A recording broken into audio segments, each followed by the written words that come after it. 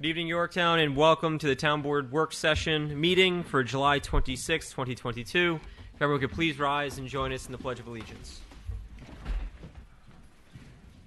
I pledge allegiance to the flag of the United States of America and to the republic for which it stands, one nation under God, indivisible, with liberty and justice for all. And if we could just bow our heads in prayer as we give thanks for this day, and we give thanks for living in a country that allows us to gather and deliberate on local issues in this fashion. We give thanks for all of our first responders, our police, fire, our EMS, our doctors. We give thanks for our veterans who are here today. And of course, we give thanks for the brave men and women serving overseas, protecting our freedoms. And we wish them a safe return home.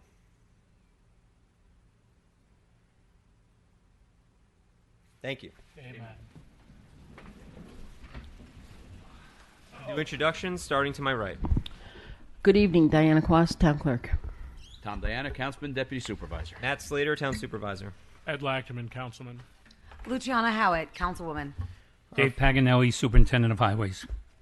Very good. Our first item is a public hearing regarding Chapter 95, video conferencing. The clerk will show the notice. Thank you very much. This, again, will allow the town board and our volunteer boards to be able to conduct business, if needed, via video conferencing. We got pretty good at this during COVID, and this will ensure that if we do have to deal with this again in the fall or for any other reason, that we have the capability to do so. Any questions from the town board on this?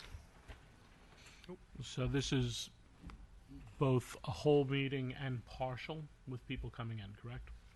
What do you mean by that? So say I couldn't make the meeting, I could come in, tie in, and have a hybrid as well? Yeah, as long as a majority of the board is here. Yeah, right. Okay. Now, what if the whole meeting needs to be done via Zoom? Is that still possible, or? I believe it does give us the ability to do that, depending. Well, no, that would depend on the emergency orders that are in place. Well, yes, at the time, but Right. you can have, as long as 3 people are in the public place, doesn't necessarily have to be town hall. It can be as long as it's open to the public. Right. 3 members of the board, and then you can do it on Zoom. Okay. Okay. So this is a public hearing, and we'll open it up for any comments on the proposal and the law itself. Anybody want to speak on the public hearing? These are the comments we received. We did receive a comment, thank you, from, let's see, the planning board. They had no planning objections. The tree advisory committee did not have any objections. That's from him personally, not on behalf of the Conservation. We have one from Mr. Francois, who can foresee times when no one on the Conservation Board is able to be at Town Hall to fulfill the in-person requirements of the proposed law.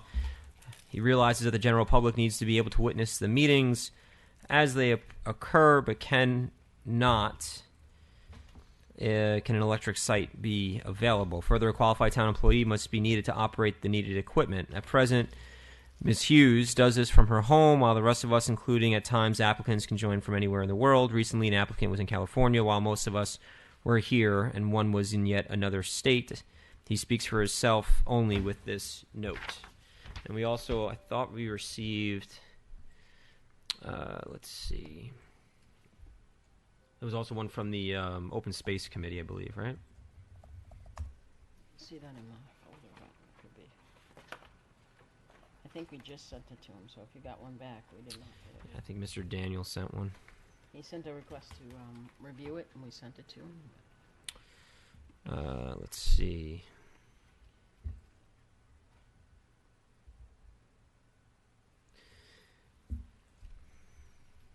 He has concerns that some of the volunteer boards will have problems complying as written, as they rarely have any public participation, and our meetings do not meet in a place where we can initiate a video conference using town conferencing subscriptions.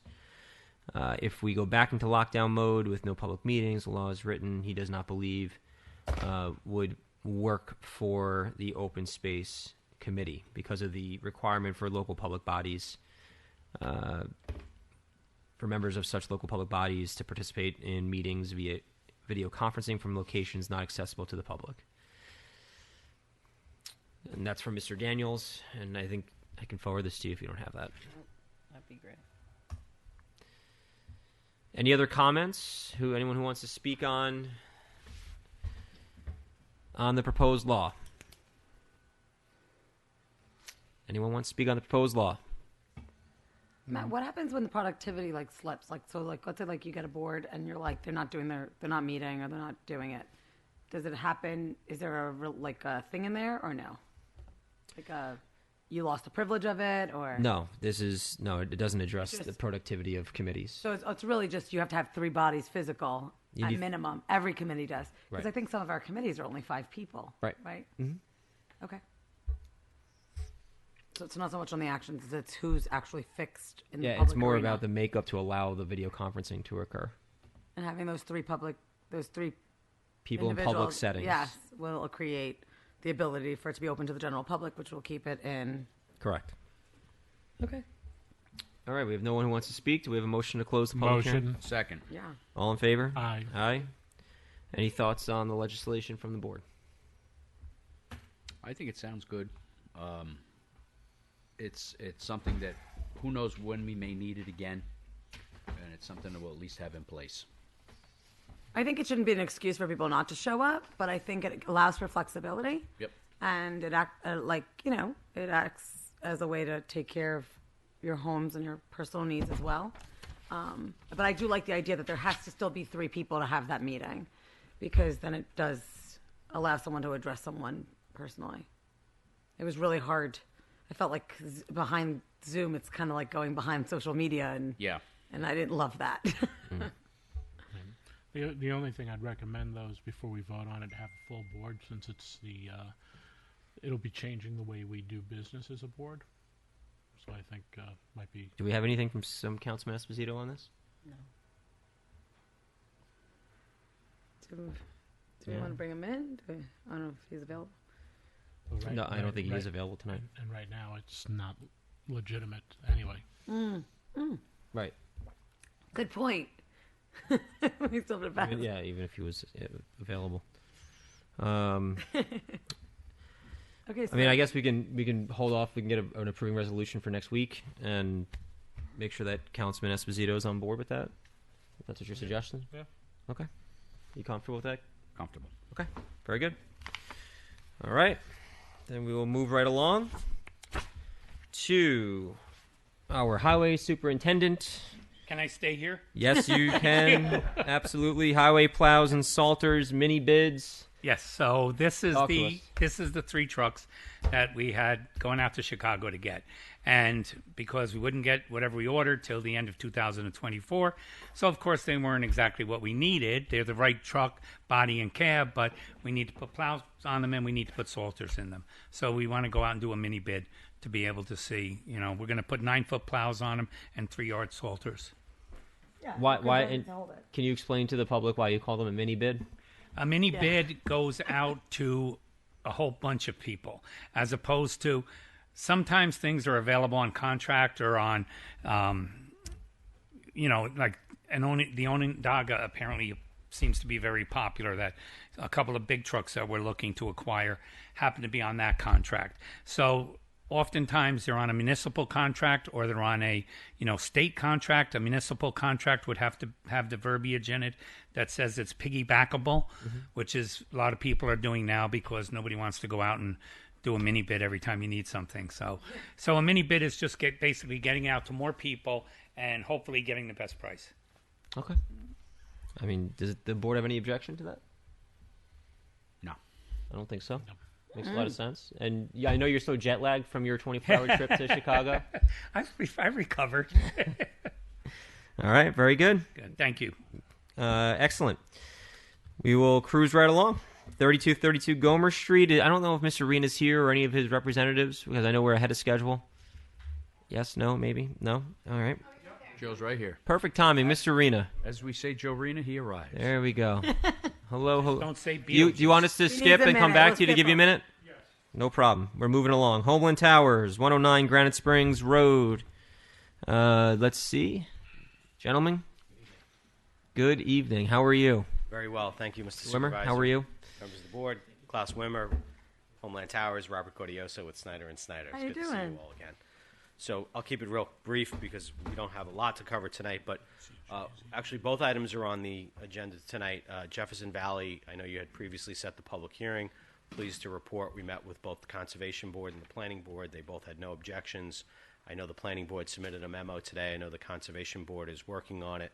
That was after we revised the plans, added the tree mitigation plan and the wetland mitigation plan and all of those details. So we're pleased with that, and we'll work with the town clerk on the date. On the Granite Spring site, we submitted an initial application to you for the lease with the supporting materials. We're still working on those plans. We met with the Planning Board last night. Again, they had no objection, but they do want to see the more fulfilled plans with the tree planting and the wetland mitigation. So we're still working on some details on that, but wanted to see if you had any questions tonight. If not, we'll continue to work on that and get back to you as soon as we can. I have no questions. I have no questions. Well, I from a conversation with a resident, there was something about sightings and how the sighting helps the reception, and he spoke about a couple of instances where he's a quarter of a mile or 4/10 of a mile away from one new tower and a mile and a half away from another, but has never had an improvement in service based on the way the sightings are. I don't really understand that part of it. So Yeah, I don't understand that either. So every tower, just to make clear, every tower angles the antennas in three main directions, but it covers all 360 degrees around the tower.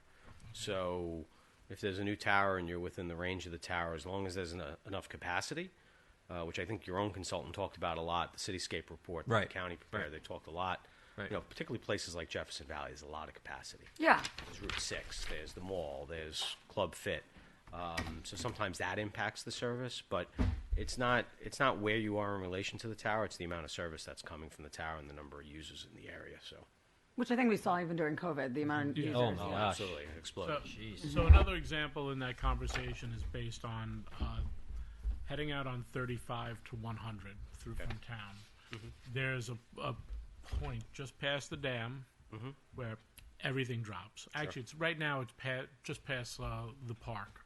Yep. And Lasden. Lasden Park. Yep. And you don't get anything until going through there. But didn't they recently put a tower up there? So I'll give you the long history because I live right in that area. The long history is originally there was a tower proposed right across from the park, and that never went forward.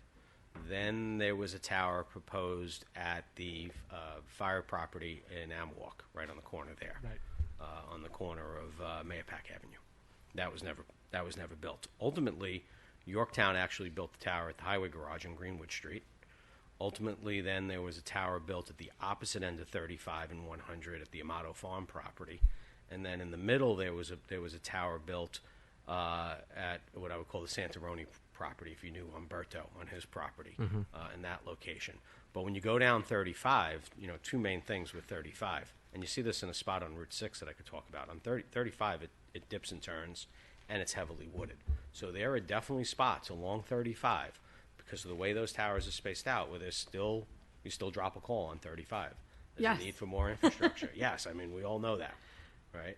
My favorite place to take a client call that I You can't take a client if you're starting on from 35 to 680. I'm always like, from I see the red- Yorktown I- to 684. You don't. Yeah, I see the red mailbox, and I'm like, I saw the red mailbox. I'm going to drop you soon.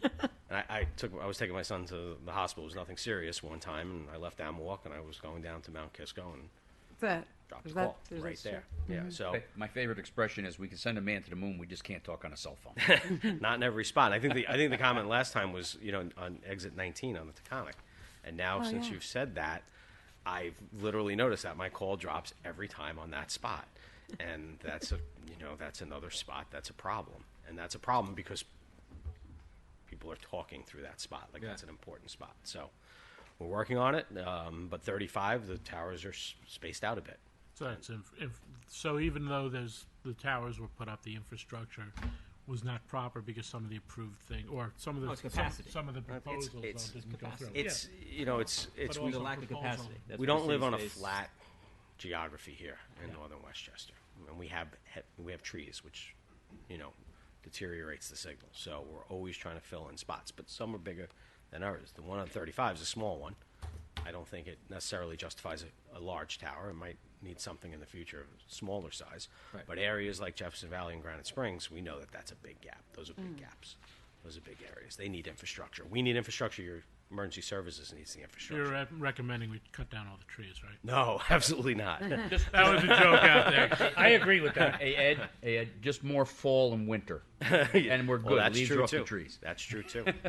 So Well, Thank you. so on this one, and as well as Jefferson Valley, I believe that we need we're gonna have to alienate parkland for both Correct. sites. Correct. So that's gonna require state legislation. Yes. I don't recall off the top of my head, and I don't know if Madam Clerk can recall either, but I don't believe that we have requested those bill numbers out of our state legislators at this point in time. We should check on that. We sent them a resolution. I spoke Full- to Senator Harkin's office the other day, and his office staff said that she would contact the council up there about getting that done. So we still, but that's just for Jefferson Valley or also for Granite Springs? We sent them both. Okay. So she said she hasn't contacted us back yet, but they're not in session until January. Right. They're not going to be in session until January. So we're not going to get the state authorization to alienate the parkland until next year. no, we understand, and we're working on all the details with your staff, your boards, Yep. your commissions, and it's a process, and we appreciate that. Yep, no problem. Well, we appreciate you coming back with Granite Springs Road. I know that that's an important one for us as well. That was one of the areas on the map as well that we saw on the east side of town had a significant decline in service, and we got a lot of calls from people off of Evergreen Street, Gomer Street, that whole area, Douglas, basically my backyard, trying to understand how come their cell service deteriorated so much during COVID. And as we explained, it's because everyone was on their tablets and their laptops and their cell phones and all their mobile devices. So improving the infrastructure means adding infrastructure to that area. So that's what we're trying to accomplish here. Well, thank you for your time this evening. Thank you. Thank you. you. We appreciate Thank it. you. See you. Thank you for the education. Thank you. Bring back Joe. All right, Miss Arena. You ready to go? Very good. So this is regarding 3232 Gomer Street. Give you a second to get set up there.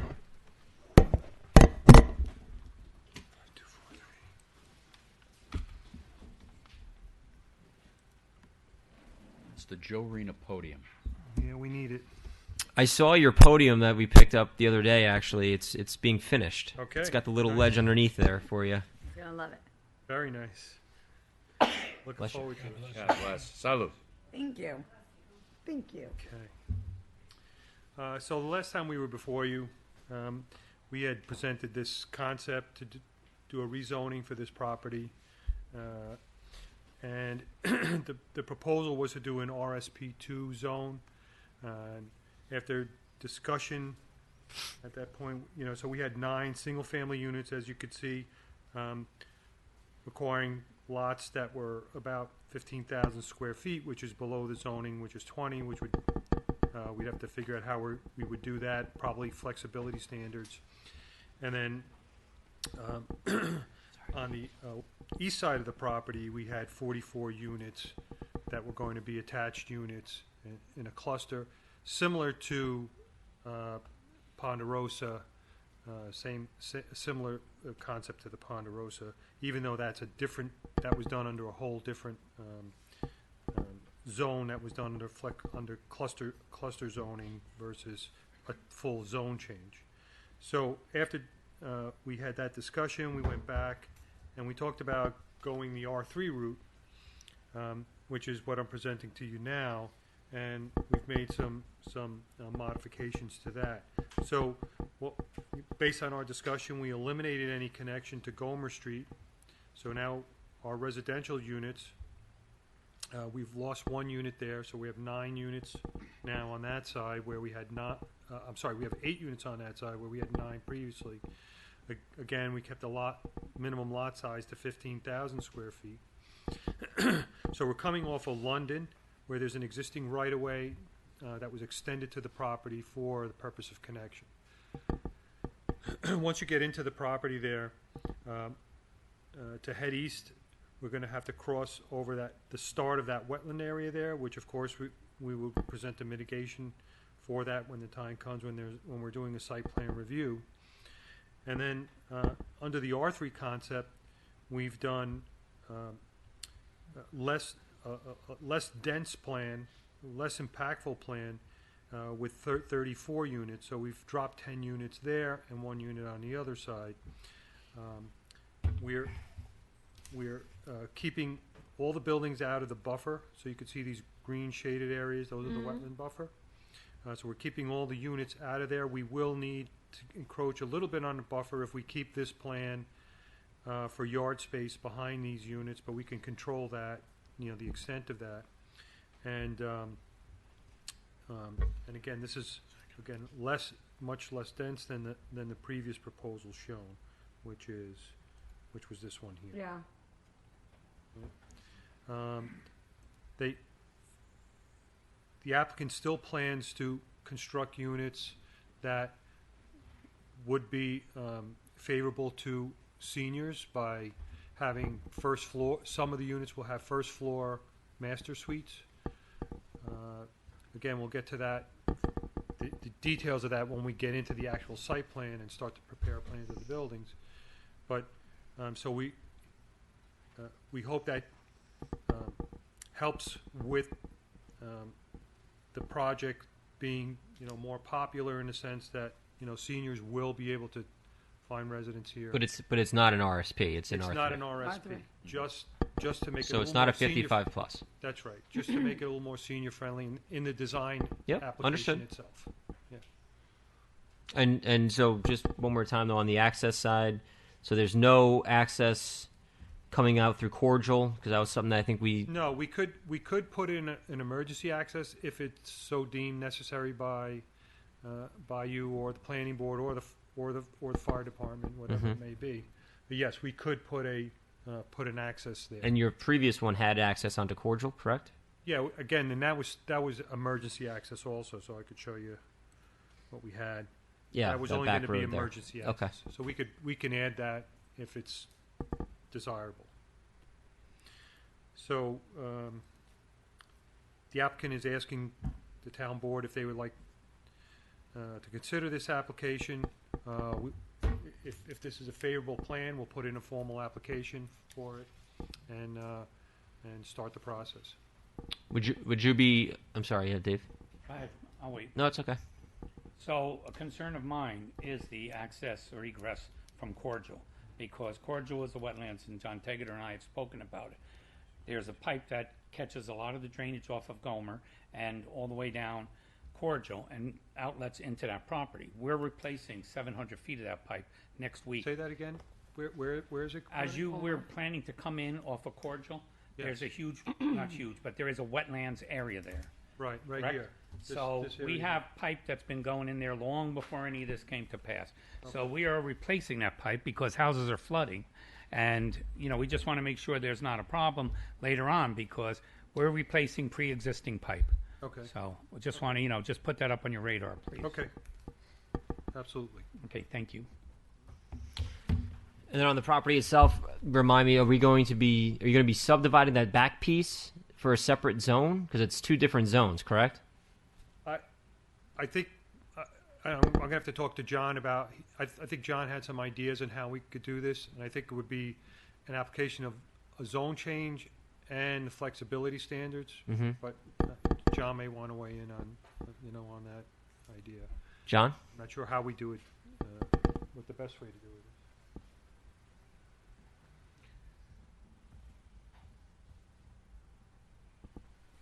Good Any, evening. how you doing, buddy? I'm good. John Tegeter, our director of planning. Still. For the moment, The legend. on this property, considering the different density on both ends, it's basically two separate projects almost in some aspects, right? What would you recommend on the zoning side? Well, I think since they're doing regular market rate, non-age restricted, it's an R3 on the eastern portion. Up on the front, it's R120 as it exists now, and I think it should probably stay that way. You'd have to consider the request for flexibility and be able to determine that flexibility is required in order to save some environmental values or move things around on the land away from nice, pleasing natural features and things of that nature. I don't know that it rises to that quite yet, but so there's some analysis that I think needs to be done. But I think in terms of the zoning, it would be R120 with the possibility of flexibility, and I don't see any other way to do the portion on the east other than really R3. Right. So So is it It would require a subdivision, yeah, would right? You would subdivide require subdivision. so that this way you would subdivide the back portion and do a zone change for an R3 on the back portion. Is that what your recommendation is? well, you're going to be doing a subdivision for the homes up in the front. That's going to give you your back line, so you're going to end up with a large lot, regardless. The zone probably should follow the lot lines. That's more typical. It doesn't need to, and so you can take a look at that. I would say that there's a possibility that the zone may be best served if it follows the eastern portion of the wetland line or somewhere in the buffer, so that there's never the possibility that multifamily can encroach into there. Not that it's likely, but you never know. Dave, I was wondering, could you just point up on there where you're thinking about the drainage that you want to put in? Where's Cordial Road? Well, here's Cordial here. That's why I wanted you to point it because I can't see it either. Cordial is right here. We see that? See The far end, the far Cordial corner. comes down, Right. comes this way, Yep. and it's somewhere is that wetlands right That- there? that's the Yep. wetland That right there. spotted little area there? Yeah. Yes. Ah. So So that, you're that pipe So is, we're gonna be putting pipe in there, and you could certainly, I don't believe the wetlands would go beyond where you're building, right? Right, correct. So my thought is if that wetlands, if we're replacing pipe in there, you know, the problem we most have with drainage is we don't have places to put the water. We've got tons of areas in town that don't have drainage, but there's nowhere to put it. So since this was pre-existing, I wanna just make sure there's no problems with us doing what we need to do, that's all. okay. Okay. 700 feet. Any other thoughts from town board? I like the reduction. What was the reduction I again? like the total? zoning too, Again? that it's younger. A total of 11 unit We need over the that. previous plan. All right, there was five. We had nine in the single-family lots, and we had 44 in the the multifamily. So now we're at 8 in the single-family and 34 in the multifamily. Okay. Joe, how many units per building? Yeah, so we're well below the density for an R3, and I have a calculation for that somewhere. But yeah, so I think we're at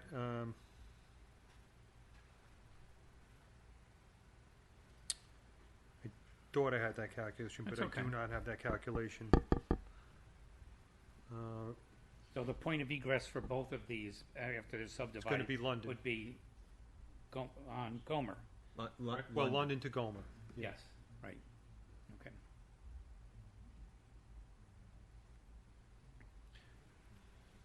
Where does it come out to London? Because if you go down, if you come out, you're either going left Right, onto right. London to go up to Right Brattle here. Ridge, or you're going right towards towards Gomer. Okay. Yeah, Bridal See Ridge. that over there? Yeah, Kip Court. That's right there. Yeah, where's Kip Court? Kip Court's Court is right here. here. Right there. Yeah, Okay. That's the court right there. Here, Can you expand that a little, Joe? you want me to zoom in on it, you mean? Yeah, just Here we go. There you go. there we go. So here's Kip right here. So where is that access out to London? Out to London. There's a right of way. That little right of way that's all bushy there that comes over the sidewalk? Right. That right of way that's there. It's and it The magical basically road. it's basically graded for a road. Was that originally part of the Caragosians? Yeah.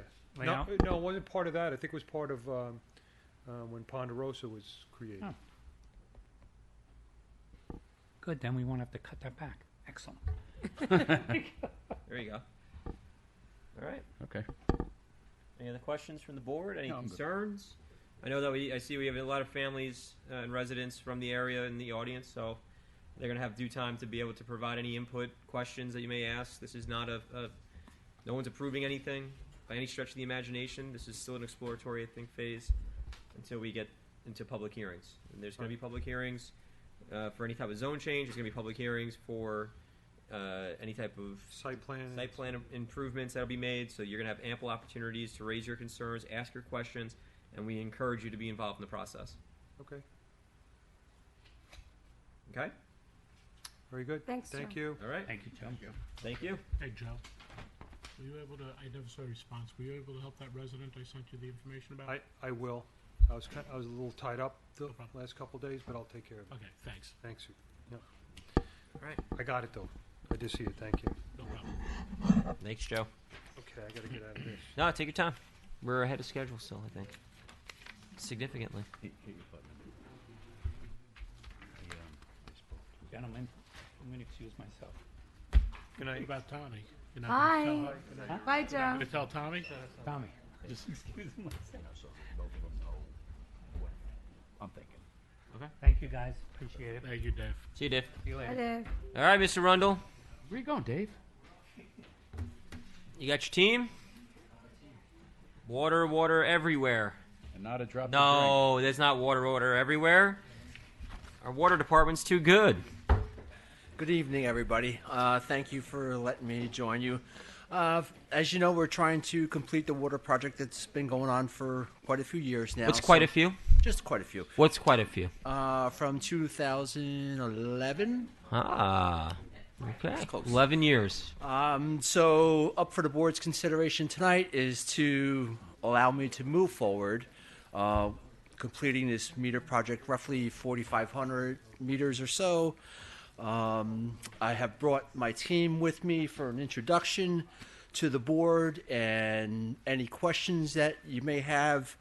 We're going to do a brief presentation, right? So we have Jason Buckart with us from Census Water Meters, Robert Bruce from Core & Main, Mike Johnson from Core & Main, and Tom Moore from Vepo Solutions. And if I've missed everybody, I stand corrected. But I'm going to turn it over right now to Mike Johnson. Before you go, Kenny, can you just remind the residents why this project is so important for your department? It's so important for our department for a million different reasons. I'm not going to go through them all, but it makes it. You can. It's okay. We're ahead of schedule. It's more fair and equitable for the residents because if somebody's water meter is running at 80%, the resident's meter that's running at 100% is basically subsidizing that water. I need that revenue, the increased revenue, because we buy water from Northern Westchester Joint Waterworks. We turn around and supply it to our residents. So that's where I get my operating budget from to be able to fix water main breaks and install fire hydrants for fire protection. And, it just goes on and on and on. But it does need to be done. Right now, the folks at the water district are out there walking up to the houses, okay, going by, trying to get a read if they can, if they can't, whose meter's working. People have them in their backyards. I had one resident call me the other day and say, listen, I don't want the water district coming in my backyard to get my water meter read. And rightfully so. I understood his concern and I agreed with him 100%. So now we'll be able to capture the reads electronically. If the board would like to consider maybe some type of billing change, I know it's easier instead of getting a bill every 4 months or so. And then what happens is it leads from the summertime, and then that water bill comes due around the holidays, and then the residents forget about the water that they used in the summer. So maybe we consider going bi-monthly billing. Or, if you're one of the unfortunate folks like me, you don't realize you have a leak Absolutely. for 4 months until you get your bill. Right. Absolutely. Right? That was a fun game, wasn't it, Kenny? Oh, yes. Not for you, though, so much, I'm sure. No. Because it does add up. But, it's... Oh, you have no idea. Yeah, it really is. have no and idea. I get calls all the time. There's no way my bill is correct. Well, I can't tell you how the residents use the water inside their own homes. Yeah. But if it, and I'll stand corrected, if the water goes through that meter, the numbers are moving. They just don't move on their own. Something has to spin that dial. And can you just, again, since this has been going on for the last 11 years, just ballpark it for us, the meters that are set to be replaced, the 4,500 meters. Give us an idea, again, just remind the residents at home, how old do you anticipate those meters that are being replaced are, roughly? So those meters are probably about 40 years old or so. Wow. And I believe that they tend to start to lose their accuracy, and the warranty is for 20 years. 41, Kenny, so easy. I thought 40 was a new 20. 40 was a new 20 anyway, Ken. Well, right. But, But yeah, obviously. And listen, it really comes down to folks paying their fair share. Yeah. Right? Because, again, the meters that are accurate. And dollars don't go as far as they used to, so They don't. I'm And not trying to water them down. Let's just say. No pun intended. No pun intended. And there's also a more of awareness with the bills. And really, you can tie this to kind of a water conservation. 100%. Absolutely. There's, again, like I said, there's a million reasons to do this. And I really don't know of any not to move forward with this project. So again, for your consideration, and I hope you approve it, and I hope I've answered any of your questions, and you know where to find me if I haven't. So Great job, Kenny. Thank we're you, happy to Kenny. be at this point, Okay. and we're looking forward to tonight's presentation. okay. So I'd like to introduce again Mike Johnson. Great.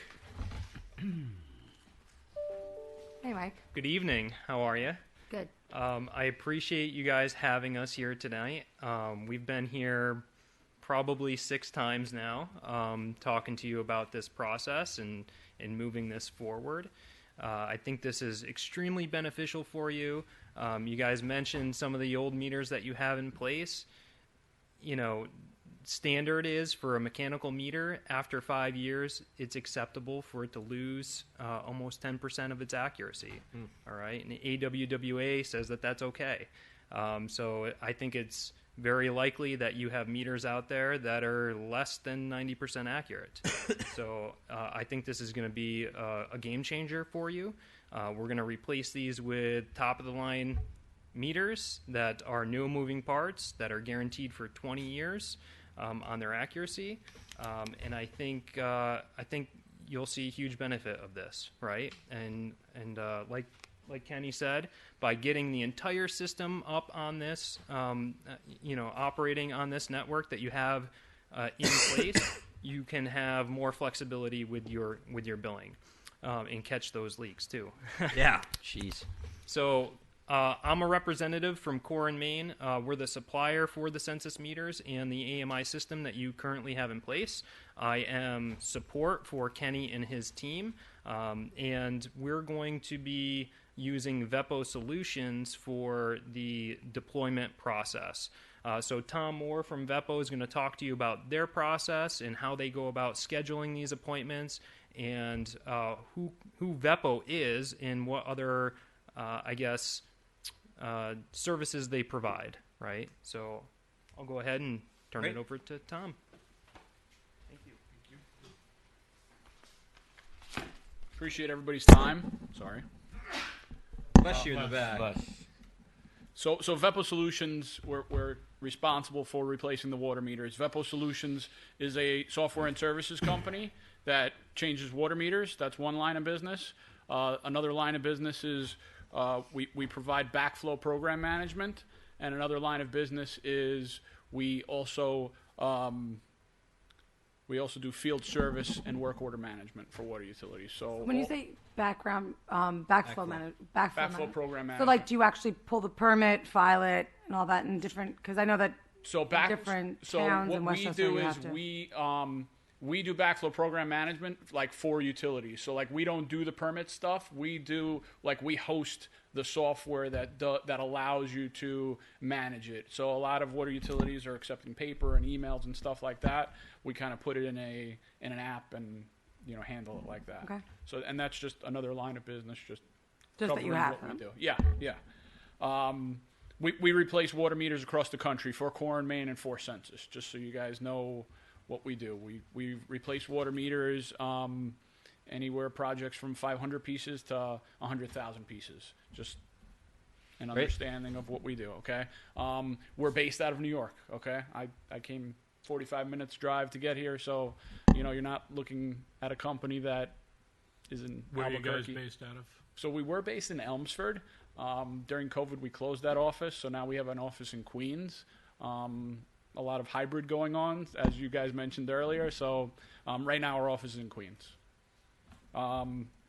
So typical installation, I guess what I wanted to touch is two different things. What this does for Yorktown, the utility, and then what we do for Yorktown, the residents, okay? So Yorktown, the utility, we do a lot of, and Ken and his team will kind of be dealing with, let's say, the brunt of this.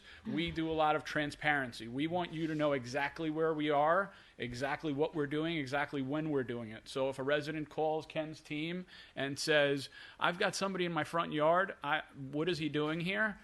Ken's team will know, hey, this is 123 Main Street. You've got an appointment today. You don't remember that? Or something along those lines. Okay. So transparency on the Yorktown side, and on the resident side, it's about safety. Okay, some people are probably going to say, I don't have a cell phone and I don't have an email address, but we do like the Safe Light way.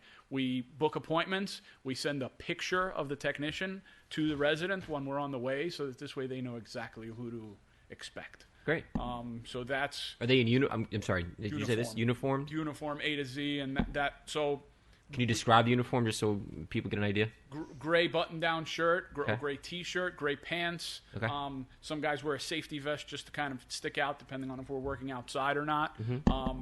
That's the typical Vepo logo, as mine is. On top. Sometimes they're wearing a Vepo hat, but that's the typical uniform. Picture ID?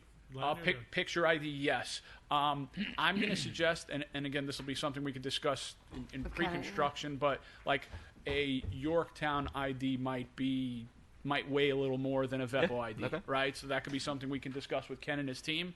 But that's a picture ID might not go very far just because. No, some type, as long as, maybe some type of like Yorktown water vest or something. Correct. Or Or an whatever. We can discuss that. That's us in a nutshell. Let's talk about projects we've done locally, right? We changed the water meters in New Windsor with Core and Main. Okay. We changed the water meters in Fishkill with Core and Main.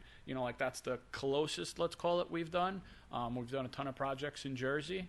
Okay. That's us in a nutshell. Great. Very cool. And I'm available for questions if anybody has any. So when let's just understand timing wise. So I don't know who's equipped to excuse me, answer that question, but so we proceed. Our comptroller is intently listening, so she knows when she's going to be billed. But we proceed as we intend to. Give us a time frame. So Sure. if we say today, rock and roll. Let's do this. When do we expect to have? I understand that you have meters in stock. That's Yes. what Ken's been reporting to us. Yep. And so consider. Do you have the full 4,500 in stock? I do not, as of right now. I have about half the meters, and I have about 730 radio transmitters. Okay, so he So, does have so what we would do, as soon as you give us the go-ahead, we will schedule a time to drop off a shipping container to one of your properties, probably the water plant. He's got plenty of Or the- space. So we'll get a shipping container at that location. And then we're going to move all the material that we have in stock for this project to that location. Okay. We'll sit down. We'll talk about our letter that's going to go out to the resident. We'll get you a draft. We'll get you some badge versions or some logos that are going to be printed on the side of the truck. Make sure that you approve of all of that stuff. And then we'll get those letters out to the residents. As soon as they start booking appointments, usually it takes another 2 to 3 weeks, right? About 2 to 3 weeks. And then they'll start rolling trucks out to do those installations. So Within the 2 to 3 weeks that they make their appointment. Right. Right. So So, like, after the letters go out, we'll probably have about 2 to 3 weeks until they start doing so installations. tonight we say go. When do the letters go?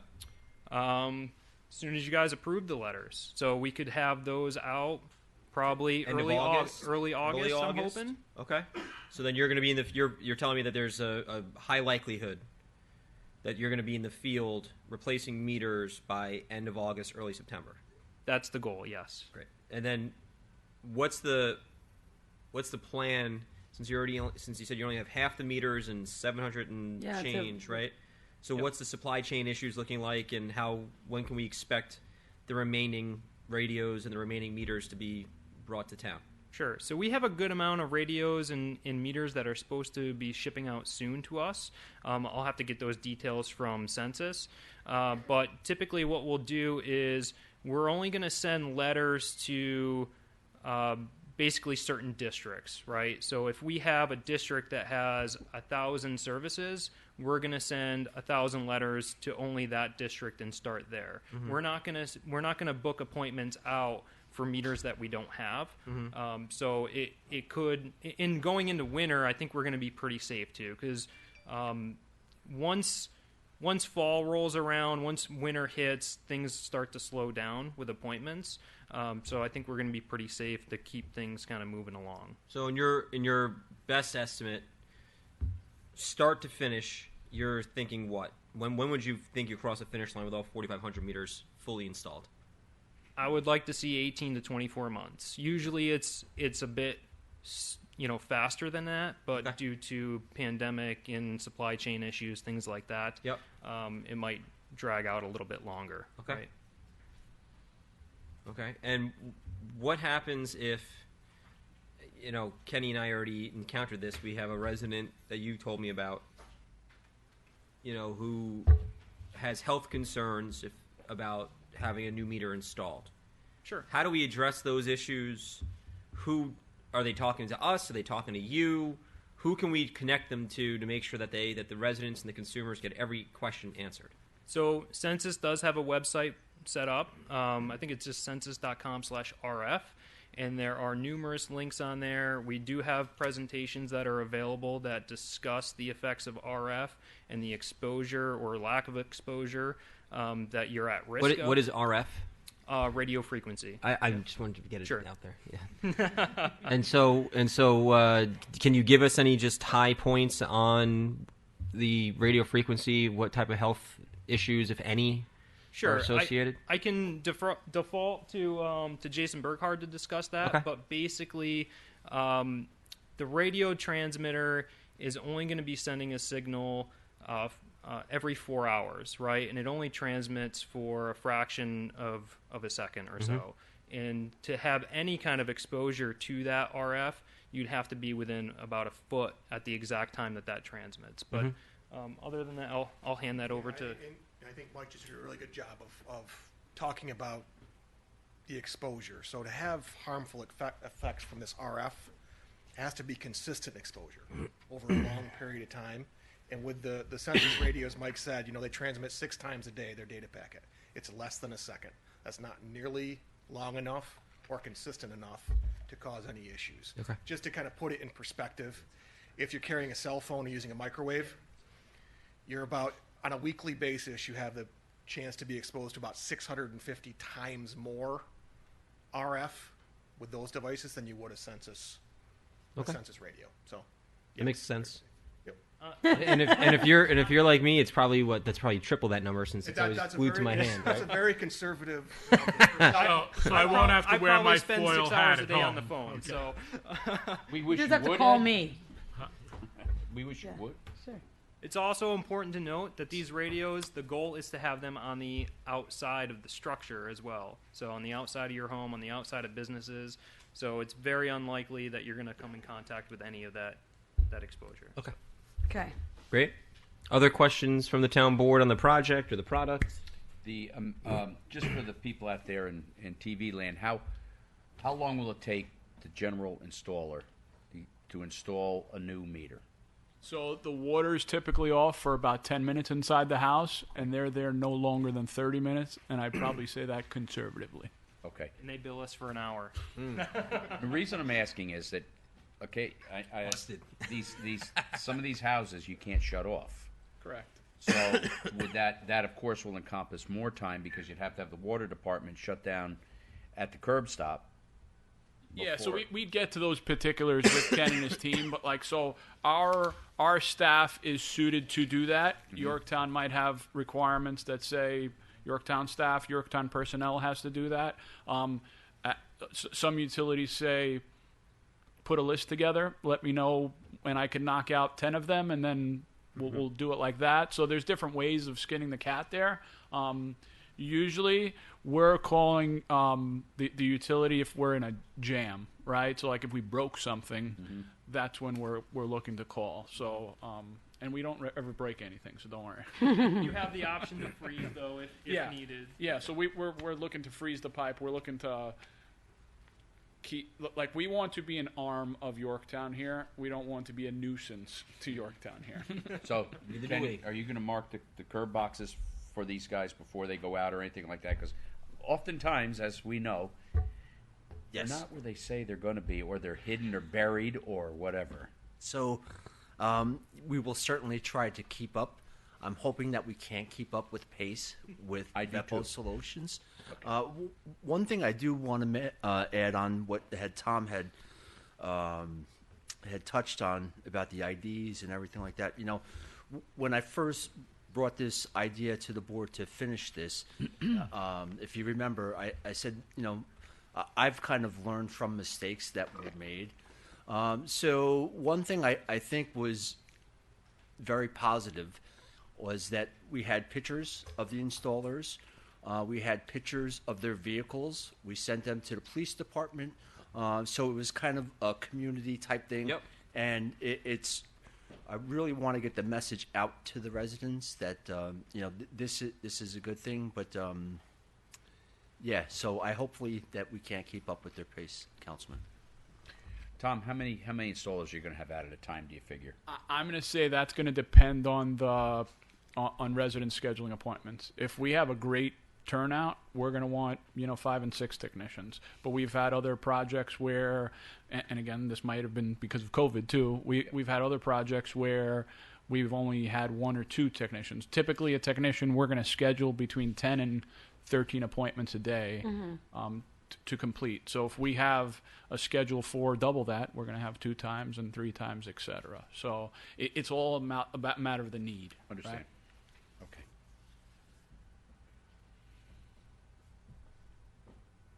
I just have a question that I'd like to put to Mike, and I'm sure, or Mike and your team, I'm sure you've had residents when you're trying to schedule that says, you know, you can't get them. You know, or you're not coming into the house to change the water meter. Now, I know there's language in town code that allows the water district property to that access to that water meter, but if you guys could just talk about what our resources are and what other towns have done, because I'm sure they've run into it. Yeah, so that's a really good point to bring up. It's really important to have some type of verbiage in place that talks about folks needing to make this appointment, right? And if they don't make this appointment, you got to have something in place to kind of push that along, right? Whether that's some sort of fine or whatever it might be, that's typically what we've seen in the past. Like they can't sell their house, or they can't pass an inspection, or something like that. Right. Yep.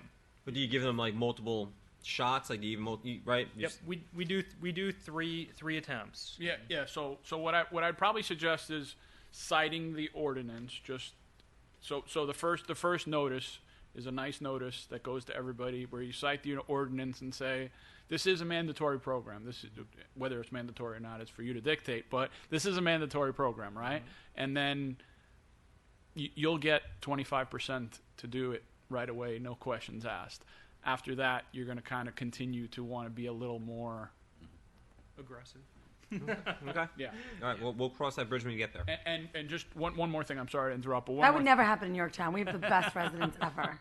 So we, as an extension of you, have to be as politically correct as possible when we're dealing with residents and stuff like that. So we're just going to be messengers at that point, right? So just wanted to put that out there. Yeah, we'll have to coordinate together on that. Then probably do a little education program, on our website to say, look, this is going to be coming to you. Yep. This is the letter you'll receive. You'll be seeing the installers in some type of uniform with ID, blah, blah, blah, and this is a mandatory program or some such verbiage. Okay. There will be a nice description on those letters that go out to the residents. There will be a link to their website, a link to schedule those appointments, a phone number to schedule those appointments. I highly suggest, putting it in the newspaper, the local paper, putting it on your website. Make sure that you're fully transparent and make sure everybody is aware of what's going on. Thank you. All right. I just wanted to mirror the councilwoman's remarks that we do have the best residents, and I don't foresee any problems moving forward. Let's put that in the universe. Thank you. And Kenny, I had a very good glass of water today. All right. Thank you. Any other questions from the board? Anything that you guys want to add for us? We appreciate the opportunity. Yeah, thank you so much. Thanks for having us. Well, we're excited to be at this point. Did we ever get your question answered? No? Before you guys leave, can you talk to Pat for me, our comptroller, just on some Logistics. Logistics on billing from the town standpoint for the meters? Yeah, no problem. Okay. All right. Thank We're you. excited. Thank you very much. Thank you. Okay, next we're going to invite up John Tegeter and Ken Belfer. John Tegeter, again, Director of Planning. Ken Belfer from the Community Housing Board. Are there any other Community Housing Board members that are here? Sarah Wilson? Come on up. I just wanted to keep this conversation going so we didn't lose sight of it. 'Cause unfortunately, that's what happens. You blink and 2-3 months go by and you forgot where you leave off. Hold on one second. On Folks. things. Yeah, guys, Folks, sorry, in the back, could if we could have you guys... Move it outside, please. If you're going to have a side conversation, please, thank you. As I was saying, I just want to keep the conversation going here. So, I have the summary that we discussed last time, and I think that's a great place for us to kind of revisit. John, Mr. Tegeter, are you good there? Yeah. So, the proposed revisions include, let's see, section, this is for 300-39, section B, definition of affordable housing. I think this is one of the most important ones, is deleting only units which have been established as affordable as of August 17th, 1994, shall be subject to the provisions of this section. The date, right? Yeah. So basically, if I don't really need to explain it to the Community Housing Board, but for the rest of the public, if a new complex comes in and they included affordable housing units, it couldn't be managed by the Community Housing Board. It couldn't go into their program because it's prohibited by our law, which is kind of silly, if you ask me. So removing remove that. I think is a home run. Section D, number 3, revised to provide the option of using a lottery system to establish the waiting list. I think that makes perfect sense as well. Section D, number 5, which adds the following, since it was not included in the original, that all affordable units, whether for purchase or for rent, shall be broadly marketed in a fair and affordable manner. Such marketing shall include referral to the County of Westchester's Home Seeker website. We already do this by practice. You did this with the Bridal Ridge unit, and talking with Norma Drummond and the county executive. This is something that they fully support as well. And so I think... So we're just naming it. Yeah, I mean, we're just stipulating it in the code, and then again, something that's already being done that was done in practice with the most recent unit that was And by managed. naming it, we're setting a better precedent. So. And we're also making sure that we're clear that it's can be referred to and to the county's Home Seeker website. Let's see, section E2 for subsection B for units for sale, change household size criterion for calculation of affordability to minimum household size for the unit, and change the mortgage calculation to use 100% of the sales price. Ken, can you explain that one to us, please? Okay, we're getting into some sort of technical things in the affordable housing world. Thankfully, we have an affordable housing expert at the podium. The minimum household size, we were conforming to Westchester County's guidelines. In other words, if they say for a particular, let's say it's a one-bedroom apartment and you have to have a minimum of one person and a maximum of 3 or something like that.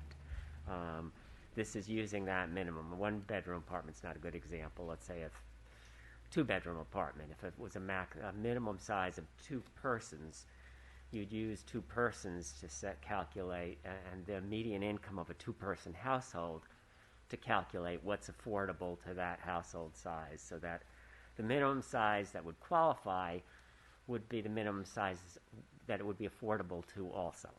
That's the simplest way to put that. Any questions from the board on that point? You guys are good? So the math is done by. You continue. The math's done. You're asking. Who's doing, like, who does the math? Well, right now, for the units in Yorktown's affordable housing program, it's the Community Housing Board that does it. Right. So moving forward, you'll still continue to do it. Yes. And you'll just base it on the size of the family and the unit and then the cost. We're making clear guidelines that, in most cases, conform to what is used elsewhere. Yeah, and also where we are now is much different from where we were. So is there going to be like a formula, like a set written out formula that we're going to actually publish, or is it going to be just something that It's all in the law. It's specified, and it's based. It depends if it's for rent or if it's home ownership. Purchase, yeah. It gets much more complicated if it's for home ownership, because then you're taking into consideration mortgage and taxes and insurance, the PITI, principal, interest, taxes, and insurance that's used in the real estate world to calculate affordability. So when I did it, for rentals, it's a little simpler because you basically use salary, what's affordable to people at a certain percent of median income. It's generally 60% of median income is the maximum income to qualify for affordable rental apartments, for instance. And then the County of Westchester publishes something. I might have it here. I see that Maura from the Housing Board has joined as well. No, I didn't bring it. Yes, I did. So there's Westchester County 2022 Income and Rent Program Guidelines. This is something they publish annually once the federal government publishes its median income figures for Westchester County.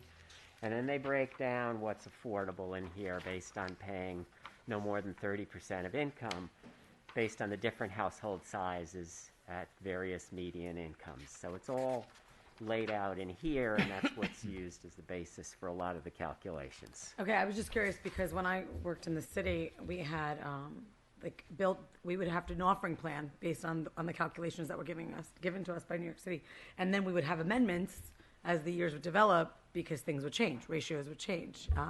So I didn't know if we had something like that. So I guess we do as well. It's based on the published Westchester County. Right, we based it on that one instead of New York City one. Yes.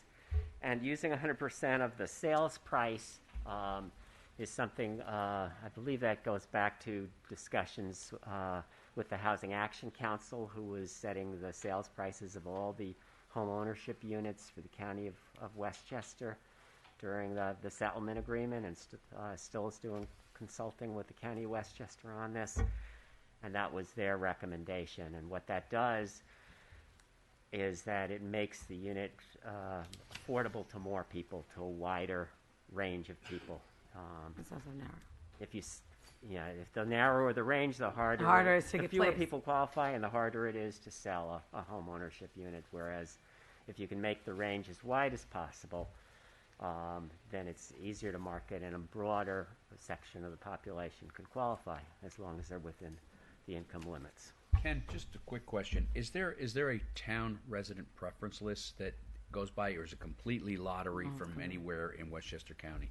So there can be no town resident preferences. That was a legal agreement signed by the town based on a lawsuit a number of years ago that was brought against the town of Yorktown and the town's Section 8 program.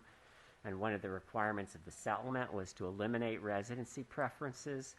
So at that time, Yorktown's law was amended to eliminate preferences. We used to have a point system where if you were a town resident, if you were a veteran, if you were a municipal employee, Right. if you were an ambulance corps volunteer, or fire Firefighter, department volunteer, all this police. would give you preference points. All that was eliminated. Unfortunately, I think it was great to be able to provide preferences to local volunteers, for instance, but that was eliminated, and you could potentially be in violation of fair housing laws if you used a residency preference. The irony, Ken, isn't that how the program developed in the first place, though? Just so- That is correct. That is correct. But on a related irony, the last affordable unit we sold went to a Yorktown resident. Right. Despite So- the fact that there were people from Brooklyn and from Wappinger Falls, et cetera. In the end, people who are local are the most likely to know about something and to be really interested in it. But you're not blocking other people, and in fact, you're what we just said in the earlier revision. We're affirmatively marketing in a broad and fair manner, so everyone knows. Can find out about the opportunity. No one is being excluded. But there's some natural selection that people do about where they want to live as well that factors in. So there's a fair likelihood that a lot of applicants will always be from within the town of Yorktown. There's also a reality that some will not be. Right. Any other questions on that point? No? Okay. Section E, number 3, A and B, the difference between resale of units and the initial purchase price for the first homeowner. Now, Ken, you said that this was left unclear in the original version. Do you want to explain that? You might as well just hang out, man. Just Yeah, it's simply, I think, setting initial purchase price and resale are two different things. Yep.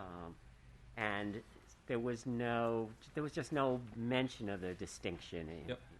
So this is just making one section start with for resale and another, but that's pretty much. Yep. Don't go anywhere. One more. Stay Got right a couple there. more. Ken. Stay Section right E, number 4, subsection B, use low home rents for affordable rental units. Your reason that was provided: high home rents are not affordable to many people seeking affordable rental housing. Also, formula for calculating whether a unit would be a low home or high home added unnecessary complexity that could be confusing. Okay, so there's a county and a federal program called the Home Program. And in this same county guide, they publish the home rents every year. I'm just looking for it here.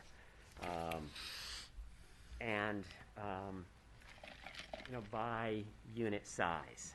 And what we had in the previous version was that if an affordable unit is over a certain number of square feet, it comes under high home regulations, and if it's under a certain number of square feet, but above the minimum required to be in the program, then it comes under the low home.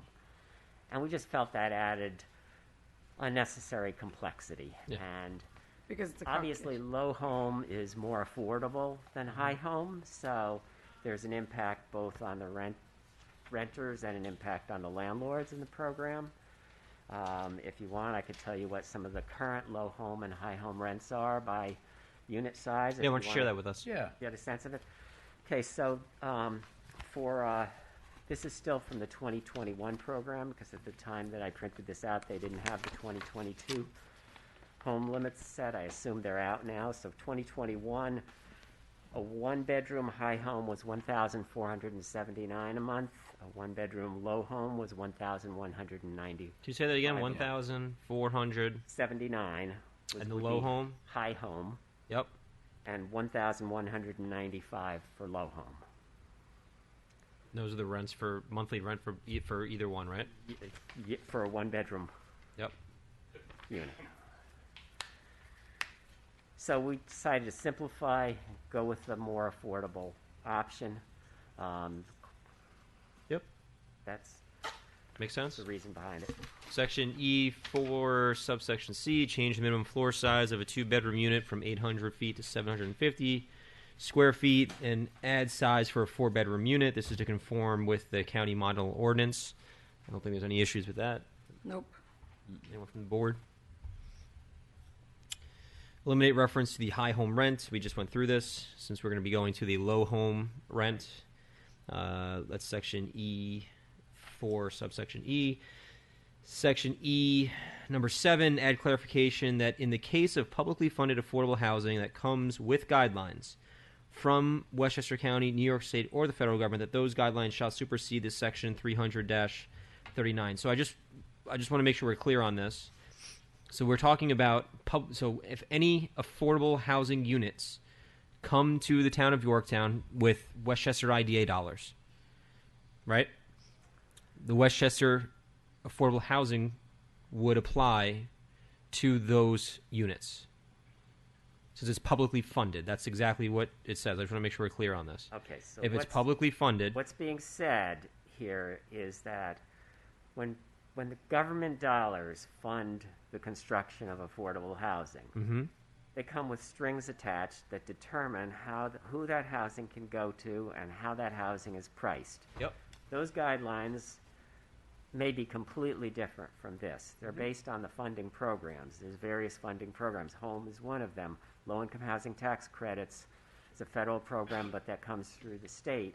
That's another program. They each have their own guidelines and set rents. So what we're saying is when there's a government-funded program that comes with its own mandatory guidelines, this doesn't apply to that. This You have law to honor the mandatory guidelines. Yeah. Right. Yeah, this law doesn't apply at all. That's it. Yep, just making sure we're clear. And it's just for those just for those projects that are receiving Funding. that are being funded with public dollars that have those conditions and requirements on it. So Such as Keir Street is a recent example. Low-income housing tax credits, those set the guidelines. And Right. Just out of curiosity, how do those guidelines differ from our current guidelines? Good question. There's so many different guidelines that I'd have to do Well, a if there chart was for one you. major difference, though, or was it fairly similar? Well, once again, if you had a project funded through home funds, it could be low home or it could be high home, depending. Sometimes they have a mixture of the two. Low-income housing tax credits are often based on 60% of area median income, which is more similar to high home than to low home. But sometimes they have a range that goes as low as 30% and can go as high as 80% or higher currently. So you can have a different range. Okay. Yeah, I can't give you a yeah, I simple know answer. it's complex. I'd like a 30-page report on this. Yeah, and I he know might you're have retired it. now, so I'll get to work on it as soon as He's I leave busier here. now than he was when he was working. there you go. Thanks. Ken. Thanks, Ken. Questions on that, Councilman? All right, and then section F1A, add the ability for the town of Yorktown to delegate administrative duties created under 300-39 to Westchester County or other government or nonprofit agencies. And this is basically to provide flexibility for professional administration of the affordable housing program. Seems pretty clear cut. Yeah, that one's Yeah. that one's English. Clear cut. Questions, issues? I mean, those are some of the suggestions and recommendations for amendments. It's a lot of stuff that's being done already. A lot of it's being done in practice. Yes. Yeah. So And I also think that some of it's simplifying the language Yeah. Yeah. and opening up the ability, especially with the date and I whatnot. mean, the 1994 date is just Like, ludicrous. no, you so. can't. Yeah, we're like, Mr. Taggart, anything you want to add to the conversation here? I'm glad the experts are here. thanks, GT. But really, I think the more important thing is removing the date limitation. that feels that's super obviously limited. something. And this just, coincides with some of the practices that are, bringing up to modern practice, really. Right. Okay. Any comments from the board? No. Concerns? Questions? We want the director of planning and our town attorney to put this in local law format so we can move Yeah. forward. Yeah, should be. Yes, absolutely. Yes? Send it out after that. I want to go over it again myself. I want to digest it a little bit further before we put it into local law form. Okay. That's all. Okay. All right. So then, do you have all the documentation that you need? I'm not sure. I'd have to check. Okay. All right. All right. So then you'll let us know what documentation you need, and then Yep. we'll wait for your feedback. Okay. Okay. I provided a redlined copy when I first sent everything. Yep. I'll recirculate everything again, That'd so be that great. all the board members have all the things that Ken sent our way. This being one of them, and he did send a red line as well. Okay. Thanks. Sounds good. Thanks, Ken. Appreciate it. Thanks, Ed. Okay. Veterans Committee. Next up, we got our Veterans Committee. That's the red line, sorry. Carl. Thank you. DiLiberto, Mike Sheridan. Come on up. Hello, gentlemen. Hey, guys. I want to thank you for your help. If we can just have order, please. I just want to thank you all for your help with the Veterans Committee. Something I know that Councilman Lachterman and the whole board is very passionate about. I know that you've brought up some great issues that have made its way here. And I also want to thank you for your service. I know it really does go a long way, and it's quite inspiring. I know that you've been meeting now. Can you just remind everybody, Councilman, when does the Veterans Committee meet? Third Wednesday of the month at about 7:15 p.m. at the American Legion, but we are off for July and I'm sorry, at the VFW Hall. Sorry, and we are off for the months of July and August for the. He's selling ice cream. Carl's don't want him to Carl's melt, just Carl. upset because he didn't come when I took care of him. Mint chocolate chips, really He good. I owes gotta me. tell you. Cappuccino's good too. He doesn't have Nutella, so I'm not there yet. No So, gelato. so I know that there are a couple things that have been raised, and so we wanted to give you a moment to update us on some of the things that we've been discussing and deliberating on, and ways that the town board can further support our veterans here locally. And I know Carl and you and I have had conversations about a project that we also want to briefly introduce with John Tegeter tonight. And I know Pat Caparel, our comptroller, she was here, but I know that she's been somewhat involved as well. So please. But before we get to all of those, I want to apologize for appearing before you in such informal attire. As a retired veteran and a field grade officer, I really should be appearing before you in a coat with my saber. However, this being the state of New York and the county of Westchester, these are the only arms that they graciously permit me to keep bare in public. Well said. I know where he's going with that. Well said. Yeah, I had a feeling. Okay. There was no full carry in that one. So, as you mentioned, items that we have worked most recently in the past with the Veterans Council. We did pass a resolution with some draft language. Okay. Draft language that we'll provide you through our liaison. That will probably need a good bit of cleaning up, perhaps. But words to the effect of where we compare the Westchester County Parks and Rec fee structure for the various Parks and Rec services of the county, and we compare that to the Putnam County, which, in our opinion, was a better structured thing, and mostly focusing on the fees that are chargeable. The discussion initially started relative to golf fees and golf fees for disabled vets and access. Well, not only for disabled vets, regular vets. Putnam County gives the discount to all veterans and first responders. Yeah. They drop the fee, I think it's right, could be around $20 from their normal. Westchester County charges you a senior rate. If you're a disabled veteran, they will give you free green fees after 12 o'clock. But that means you're not disabled before 12. And I spoke at Lasden on Memorial Day for the county. But with that $20, you could No, wait a second. The go county, far. That's $20. Right, the county was introduced to Parks and Superintendent, so I spoke to her about it, and I explained this to her, but it goes in one ear and out the other. Now, somebody over up there asked us to put a letter together, of which I did, and I know Ed's got copies of it. And the one thing I want left in there is about the disabled vets, because they're not only disabled after 12 o'clock. Right. And I play with one who's 100% and never a problem with him. So if you're still going to do the letter, that's fine. Do you have a copy of the letter? I forgot my computer, He's got it. so. Okay. I can give it, well, I wrote on the back. Circulate the letter to us? Sure. Or the resolution, Yeah, whatever that is would be passed great. by the committee. If you have a It's only- copy, Carl. Well, no, I wrote on the, Okay. oh no, I didn't write on the back of that one. So just the That's all right. reso We and can- we can- yeah, we'll get the reso and the letter Yeah, from you. and then we'll circulate it. And again, it was draft language because we recognize that perhaps our polish would need to be fine-tuned Yeah. through an attorney No problem. to float that one. So that was that one. What else do you have? For future discussion, we wanted to have a similar, because we're getting in good practice with this one, relative to New York State. New York State has what's called, for disabled veterans, has a lifetime Liberty Pass. It's 2 separate cards that you show, but it's free admission into state parks. Magnificent, fantastic thing.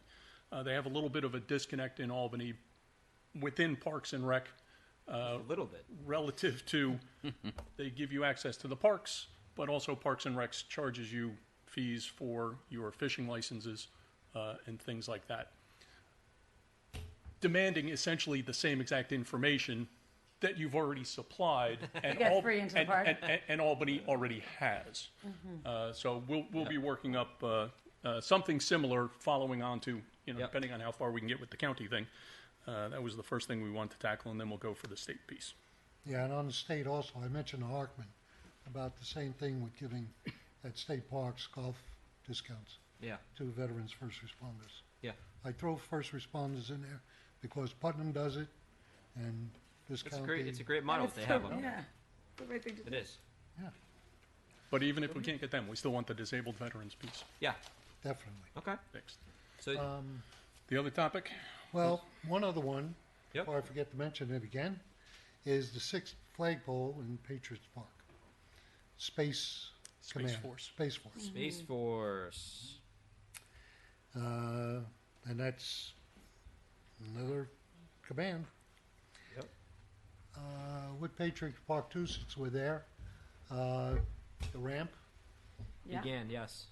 Oh, So- it began? It began. Yeah, it started. I have pictures to prove it. I know. No, I believe it. I was talking with our comptroller about this today. We said, what, predated, I think it goes back to where? Does it go back to the Siegel administration, or does it go back to the Peters administration? The path down to Patriot Park? No, that started.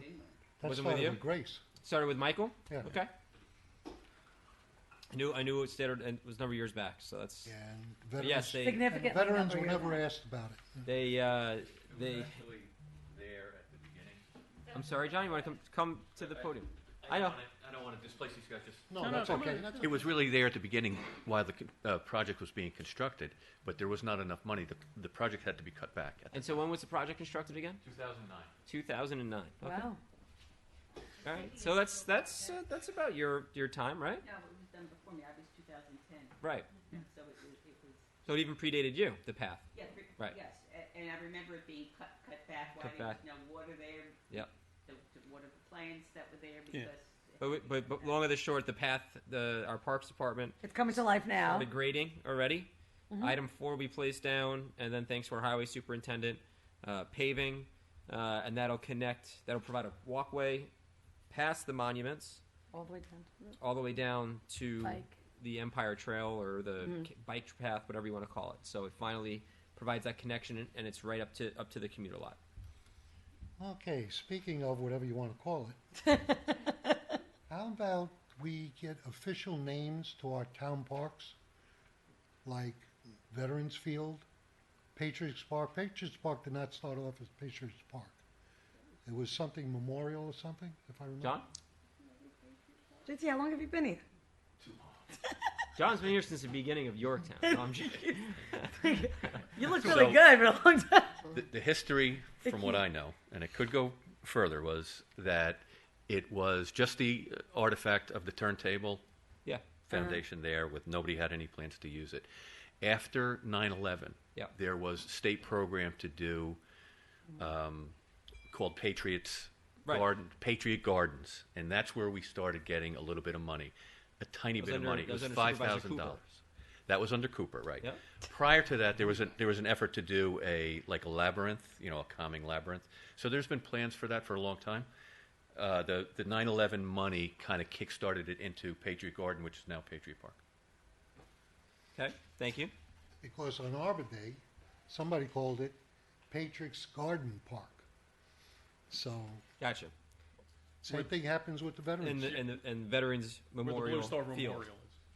Oh, right? yeah, now it's Blue Star Memorial there, too. No, but the Veterans Park, On Veterans that Road. starts the whole thing. Just like It the Al was- Capolini building is the sixth grade school. We don't have it. No, it was just the way I understood it. Now, I've been in this town for 49 years, No comment. and I'm old.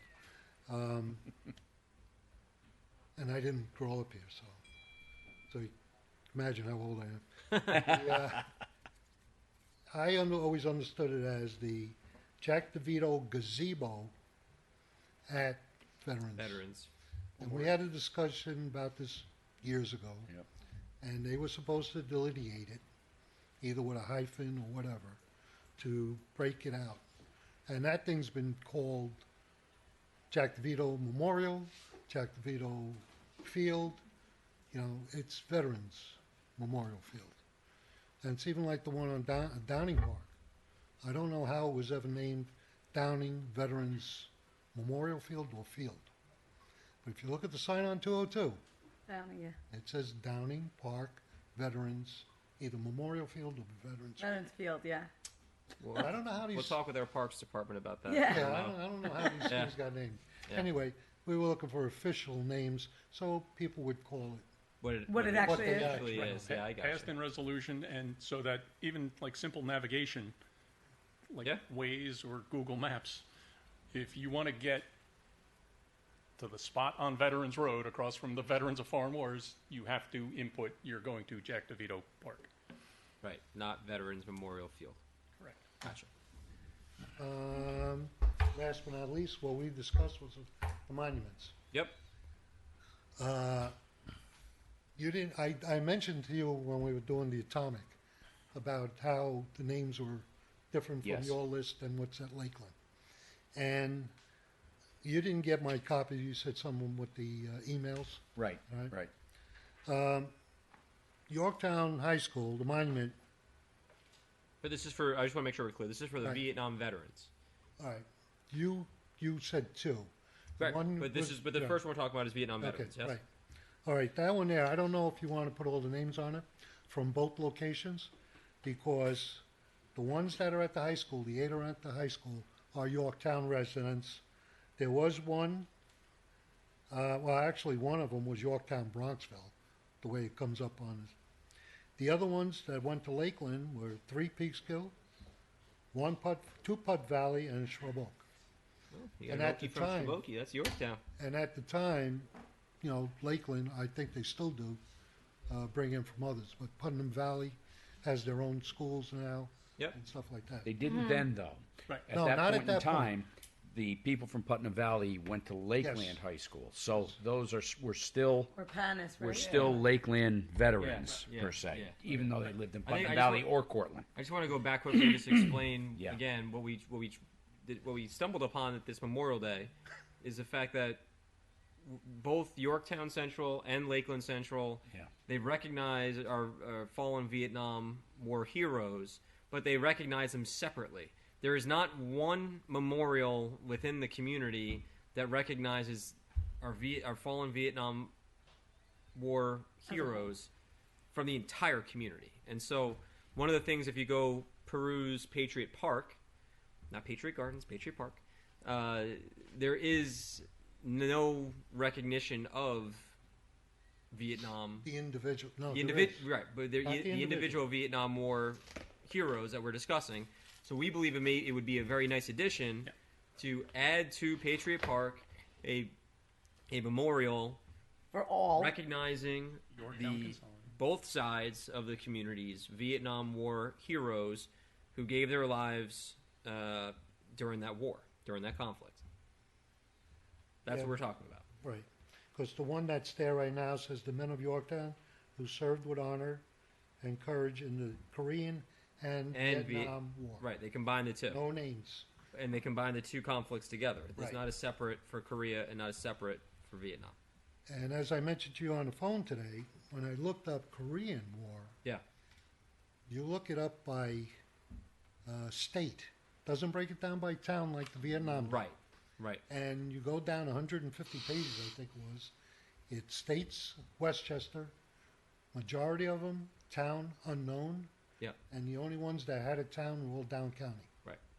So that's when I mentioned either Mr. Grasso or Mr. Breitbart, Can help. the Korean group, Yep. if they know who, or possibly one of them might because of the obelisk that's at Lasden, the Korean War. Yeah, we can look. Yeah, I can look. We can into look. that one. But the other one that we discussed in addition to Vietnam was the global war on terror. Right. We have nothing in the town that recognizes the service or sacrifices. Well, we do. We do have Clayton Carpenter out here on 118, and I know Clayton. No, the Fayette Bridge. And we have the Fayette Fayette Bridge. Bridge. And David Fahey died in combat. Right. Whereas Captain Carpenter died in a training mission in, I believe it was 2014. And that's why when you set out with the memorializing piece of it and you determine who is the target group to be memorialized, make sure that you recognize a distinction, whether you're recognizing those who died during or whether those after. who died in. Oh. Got it. Understood. Yep, I see it. No objection either way, Yep, but I just see be it. clear going into it which one, I see it.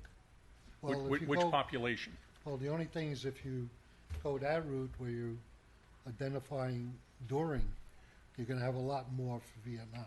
Right. That didn't serve in country, but died Understood. during that conflict. Understood. So.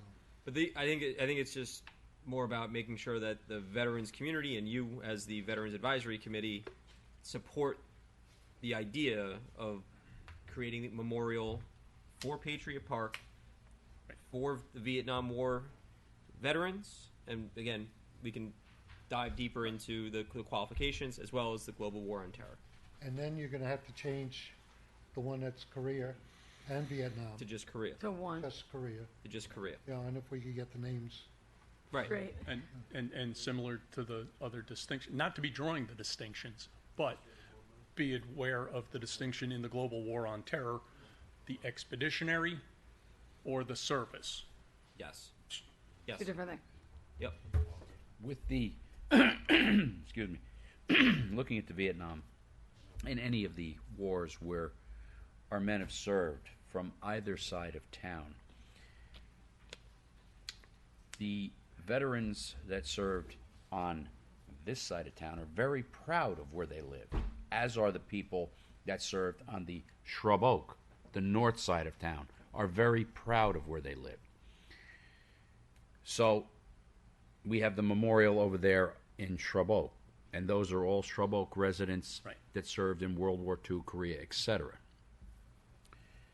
To put them all in one place, okay, I don't think is 100% proper. I think that the pride that these men that served, they're showing the pride from where they lived, from where they came from. Some came from here, some came from there, some from Jefferson Valley, Mohegan, could be from Kitchewan area, wherever they may have lived. That would be the only thing. Not that we'd be taking monuments down to their honor, but I do feel that to list them globally in one location is a nice thing. It really is. But I think their families are proud of where they served, where they went to school, and where they lived. Oh, I'll take that away. May I also suggest, along those lines, smaller markers, localized. Big centralized monument, but smaller markers also. I know it's going to drive the budget up, but small, tasteful markers that address the localization concerns that you just expressed. Yeah. I think it's perfectly valid. You take Roy Swed, who lived on New Road, not a half mile from Lakeland High School or the World War II Memorial. You know, that's just one. Right. So that comes to mind right away, because I remember when we got the notification in Shrub Oak that one of our boys had passed away in Vietnam. I remember it like it was yesterday. And I think it's important that those folks are memorialized in the town from where they live, where they grew up, and where they're proud to have been a Yorktowner. That was all 68. Same thing with Yorktown. Mhm. The only thing is Yorktown, since the war was still going on, Mhm. there was 3 others or 4 others that were screwed on small plaques. One of them was a career, I think it was Barry, was a career military when he got killed. The other ones were all young. Okay. Well, with that feedback, I think we have to reassess the proposal, but we can move forward with once you get us the letter. It's already circulated to all of you. Okay. So we'll take a look at that. And then the Space whatever Force. pretty language you come up with for that one, keep that as a template, and we'll recycle it around to Albany for the other topic. Very good. Gentlemen, thank you for your service. Thank you you, for gents. Your, Thanks. all Thank you're you doing for for your our time, community and our guys. local veterans. Still Take over. Come by my house later, Carl. Nah, you just See you saved some later. money. All right. Let's see. I think we're still waiting for our engineer to show up. He is running a few minutes behind. So why don't we Do the resos? do the resos, and then we'll come back. We're going to authorize Weston and Sampson to perform an environmental review for all Del Ave solar for the Del Ave solar farm. We're going to authorize Weston and Sampson to perform an environmental review for the Dorchester Glen subdivision, where we have a resolution to apply for the New York State Department of State funds to create an LWRP program for the town of Yorktown. This is the grant we applied for last year. Also, a resolution to apply for the Planning Development and Community Infrastructure Environmental Protection Fund's Smart Growth Community Planning and Zoning Grant funds to update the comprehensive plan. That's also part of the CFA. We're going to accept the bid recommendations. This is an exciting one. We're going to accept the bid recommendation of the water superintendent for cleaning and cement relining to Michaels Pipe Services, a division of Michaels Corp. This is the first time that we're going to be doing water relining in decades. So this is exciting. We are going to authorize the supervisor to enter into an agreement with Core and Maine to supply and install the remaining census residential smart meters throughout the water district. We're going to authorize reimbursement for town officials and employees for business use of a personal vehicle. The reason for that, just as an aside, is because the IRS updated the mileage reimbursement as of July 1st.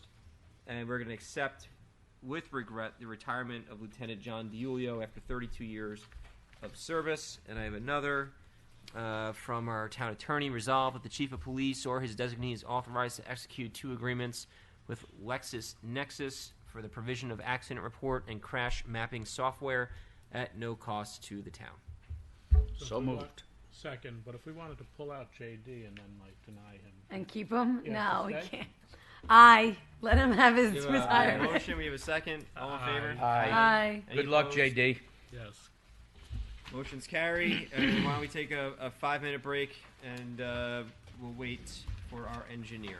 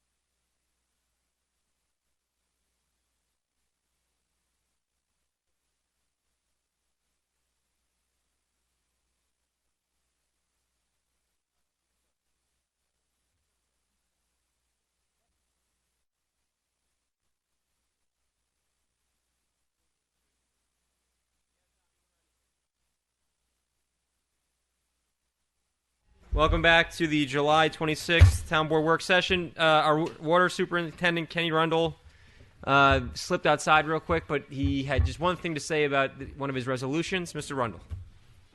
Good evening again. I would just like to thank the board for supporting the two big projects that we have going on with the water replacement and the cement relining. I'm sorry that I missed the reading of that resolution in the past, but I do. 20 years for that resolution. Absolutely, it's been a long time. But again, I just wanted to thank the board for investing in the infrastructure. It goes unnoticed; people don't see it, but it's very important. But again, thank you very much. Thanks, Kenny. Thanks, Got it, Kenny. All right. And we will continue with our agenda. We've got our town engineer, Dan Ciarcia. Dan? The man. Good evening. You can. Hi, Dan. Let's start with the police department and courthouse steps. Okay, so we've got the concept worked out. Now it's a matter of the details in the bid document. So two things play into that. I did talk to someone about providing with a little assistance to get it out the door, being one option. But the other thing that would really jumpstart it is we were using available data that I think would be worthwhile to get a survey done. So I do have a quote. I think it was about $4,500, but it's something that has lasting value because it would be a CAD file. Mm-hmm. Any other work in the future we want to do. Didn't you and I talk about one point having putting an RFP for on-call survey? I talked to one of the surveyors, and it's kind of hard. You know, he's talked. We talked in length about how to structure that, Yeah. and it's kind of hard to do. You know, just because then every job is a little different. So the only other suggestion, if you want to do that, is you know, we could change it up and just have a rotating. No, like 2 or 3. I think it's a surveyors. conversation we should have at another point in time. Councilman Diana, do you have any objections to the surveyor? No. Matter of fact, like you say, if we have 2 or 3, we get an idea where it's going to be at for varying projects, and it's probably an hourly rate or a. Yeah, you know, I've found that they're all very competitive. You know, they look at you know how complex the site is. You know, if it's raw land versus something that has a lot of features on it, they have to capture. How quickly can we get the survey done? Well, the guy I got the quote from is usually pretty good. He'd usually be out here, you know, I would say within 2 weeks, and he generally turns them around in a couple of days after they do the field work. We should get on that ASAP. Let me ask you a question, Dan. Do we need to wait for the actual survey before? No, we're doing other stuff. This would be really, so in other words, the details, you know, to put together the rest of the bid document, that's all happening now, and that can continue to happen. So in a sense, it wouldn't be a bottleneck to getting that done, and it just ends up, you know, the bid document is just tighter then. Like everything that's there shows up, and you know, we end up wasting time taking field measurements and stuff, and it's just cleaner with the guys who have the equipment. Plus, just we'll go have it on out there. file. We'll have a new survey on file. Yeah. You're right, Luke. Pat, is it worth next week creating a capital project on this? Not yet. Not yet? Okay. Soon, hopefully. So we'll talk about the surveyor so we can get that moving. I think that makes sense. How All quickly right, can we that do would it? be into the capital project then? Is that the? I didn't know if that would, but I need to know how much because I know there's no money available. we'd have to. Yeah, that's what I'm saying. Let's have a conversation tomorrow. Okay. Great. Let's go over to the sewer plant microfilter replacement project. Okay. What's the update? We've been in touch with the DEP. We put this thing out to, bids came back in January. So when the bids came out, I believe it was about $995,000 is what it came back with, which is comparable, isn't a whole lot more than we spent, I believe in 2014 was the last time it was done. So, and I think the 2014 was the first time it was done.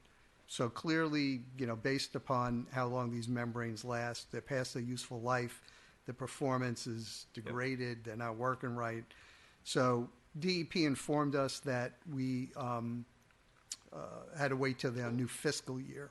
So we've spoken to our contract. Their fiscal year began the first of this month. So our expectation was when we hit the first of the month, that this thing we'd all teed up and ready to go. So I had a conversation with somebody there, either I believe on Tuesday, and basically they're saying they just want us to submit a new budget, which is probably going out to them tomorrow, which is amending the O&M budget we submit. And just so everybody understands, is the O&M budget is prorated based upon the type of unit process, but reimbursed heavily by DEP. So for our operation and maintenance, I believe we get about $850,000 annually. So on top of that, now we would add the $995 to the capital project, and however they got to book it, I guess they're going back and forth. And you said you talked to since we got the bids, are they going to hold the price? yeah, no, I talked to the vendor, and they're willing to hold the price. So we just, and before we award the bid, I'm sure Pat wants to know that we've got secured the funding from DEP. It will be a reimbursement scenario, but it needs to be done, and that particular unit process is required by DEP, so it's 100% eligible for their funding. It's But their something funding that, is after we put it out. So we put it out first. So we secure that they're going to reimburse us. We pay it, check, get paid, give them the receipt that we paid it, and then we wait the 90 days that the whole world takes. We're going to have to get pull the it money out of back. fund balance. Right, we're gonna have to. And get reimbursed by DEP. Yeah. So we're not gonna pull it out until we actually we know know they're for gonna. sure that Yeah, DEP that is makes going sense. to- but any generally speaking, any grant, it Is isn't like that, too. isn't like winning the lottery. You don't get the grant and the big giant, those big giant checks. Those Not aren't a real thing. They're I not don't know. I've real. never won the lottery. the real checks come after we provide documentation that we've done the work. All right. Okay. I just wanted to get an update on the microfilter for the sewer plant, 'cause I know it's a critical component. So we're going to hopefully be moving on that soon. This way the public knows. And Chestnut. We're going to go to Chestnut. I don't know what happened. I apologize, folks. I don't know what happened between the tentative and the final. But let's talk about Chestnut, the SWIP. Yeah, basically on Chestnut, a lot of these come in, that are over the threshold for the town board, and some of them are sort of insignificant in terms of, what the project looks like. We're talking about houses, pools, things of that nature. But in this instance, I believe it's about 1,600 yards of material going in. They're putting retaining walls on 3 sides of the property, and pretty much the proposal is to put them right up against the property line. And in the back corner, it's approaching, I believe, about 10 feet in height. So it's not a trivial backyard improvement. It's fairly substantial in terms of site work. So the issue was... It's 322, right? Is it 322? Yes, that sounds right. So they're building the retaining wall on 3 sides of their. I'm sure they know that, there's water's going to go somewhere. The last thing you want to do is play concrete and water. They don't like each other. They get divorced all the time. So why is it because it's 10 feet? Well, no, the issue that the 1,600 yards absolutely crosses a threshold that requires town board approval. What's optional is the matter of having a public hearing on it. And because it's impacting, people all around, I guess the question is whether the board would want to have a public hearing to just make sure that the neighbors are aware. Is it a stone wall, a retaining wall? They're proposing a modular block retaining wall. So, and when you say modular block, I'm thinking Cambridge, Unilock. Exactly. Okay, but so one side's pretty though, and the other side's not so pretty. Well, the other side that's not pretty. Can you? I'm sorry. We're not going to take it from the audience. If you want to come forward as the applicant. Okay. Hi, my name's Luigi Rogliano. I'm going to be the contractor. Yeah, you're right. The pretty side goes towards the neighbor. The side that's not pretty gets covered with fill and appropriate drainage material. Okay. Did you say Rogliano's your last name? Yes. No relation to people in Harrison? Yes. Oh, okay. That's where I'm from. Okay, so we just say there's like shrubbery and whatnot on the not so pretty side. Wall This is it, right? Yeah, so the wall in total height is 10 feet, but they split it up into 2 walls with plantings in between, being conscious of their neighbors that they weren't going to look at a 10-foot wall. So Right. it's split up into like a 4.5-foot wall and a 4.5-foot wall with plantings in between. So that's in order so that they're not looking at like a Costco wall. They're seeing nice plantings in between. Yeah. And And the purpose of this wall is just to trim out the property line? Just to make it more usable. Usable, okay. For their kids. That's really, they have an acre of property, but it's really, they only have a small portion that's flat, that's really usable. Most So of it's not only are you going to build the wall, you're going to actually level out some of the... Yes, and then eventually they So might want... it's going to be a real retaining wall. Yeah, It's going to hold back. Yeah. Yes. You'll And have to- I personally think because we're decreasing the pitch of the property, you're going to get more absorption, and the travel speed of the water down the property is going to cause less runoff towards your neighbor. Right, so the water... And on top of that, you're going to plant. There's the plantings are Yeah. already there. So And I know that we're bringing in a lot of fill, but obviously it's my cousin's house. We're not going to be bringing in garbage. We're going to be bringing in the appropriate fill and drainable and all that good stuff so that it doesn't cause a problem. It's going on that side of the house. It's I'm going looking on at the house the- on the And right, this is like the on Lego the left-hand one. side. Yeah. Yeah. Yep, it's going, yes, along that side. Oh, no. That's the other side. Yeah, right there. Going right here, right? Yep. Yeah. And then, what about your neighbor behind you? Is there? Yeah. Hi, Marie Bruno. Hello. Hello. Your neighbor. So you're the neighbor behind you is Dan. Have you heard from the neighbor behind them on the application? But no, we haven't because wouldn't know whether they're aware of the application or not. The other thing, which was a little bit of a hiccup too, in talking about the stormwater, from this picture you can see that area had a lot of trees there. Those trees are no longer there, so that was another little hiccup to the application. What do you mean it's no longer there? Those trees that you're seeing in the photograph These ones are not here there. are no longer there. No. Okay. So if nothing else, that also impacts the amount of stormwater. So the proposal we have right now is not doing any type of stormwater mitigation. So changing the ground cover does impact that. We also had some concerns about, especially with the retaining wall being right up onto the property line, there's mature trees that are on neighboring properties. So to me, it's an application that we ought to make sure that the neighbors are aware of what's going on here. And Can we ask Marie? 'Cause she said that they did know. Marie, can you talk to me a little bit about the neighbors? So if there's no trees there, were there no trees there when you bought the house, or you cleared No, up? so when we bought the house in 2019, we had a couple of tree people come out and look at it. And the trees that were there when we bought the house, the majority of them were either completely choked with poison ivy or 80 to 90% dead. They were talking about falling branches and limbs. And we have 2 kids. We had a third one on the way. We were nervous. We were first-time homeowners, and we just said, okay, if they're really a hazard, let's take them out. We had we're not trying to circumvent the law or No, get no, around we're the not. rules. We had no idea that you needed a permit. And, we feel terrible that happened. Our neighbors that are directly to, if you're looking at the property directly to our left, their 3 children are the same age as our 3 children.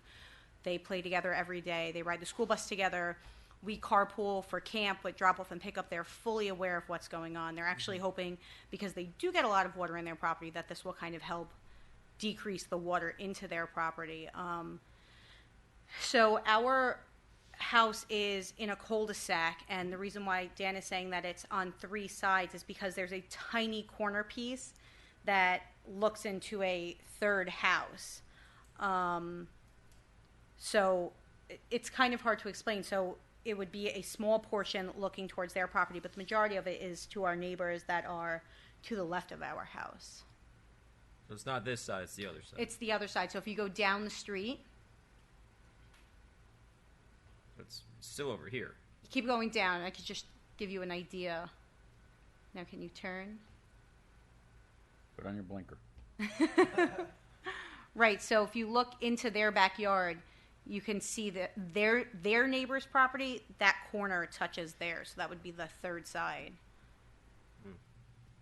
But there's it's almost 12 feet between the top of our property in the back and the bottom of our property, which is also a concern that our kids are going to kind of like tumble down that way because they do run back and forth between the properties.